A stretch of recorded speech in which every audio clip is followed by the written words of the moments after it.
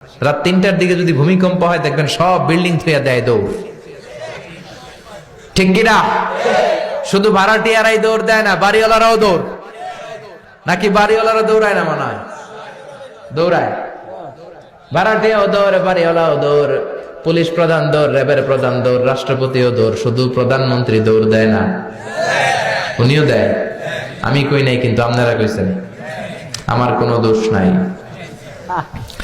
তার মানে সবাই দৌড়। চাচা আপন প্রাণ বাঁচা। পেছন থেকে কেউ যদি বলে হুজুর সাপ, ফস, কাউরে পাওয়া যাবে না। ঠিক কিনা? 3-4টা ভাওয়া ব্যাংক যদি ছেড়ে দেওয়া হয়, এদিকে একটা ওদিকে একটা ওদিকে একটা, ব্যাংক কি লাভ দিবে? এর চেয়ে বড় লাভ দিবেন আপনারা?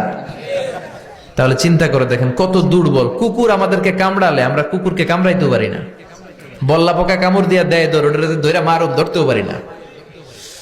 কত দুর্বল, কত অসহায়। অসুখ হলে টের পাওয়া যায়, বিপদ হলে টের পাওয়া যায়। কত দুর্বল আল্লাহ আমাদেরকে বানালেন। এজন্য আল্লাহ বললেন, খবরদার, তোমাদের কোনো ক্ষমতা নাই, ক্ষমতার মালিক কে?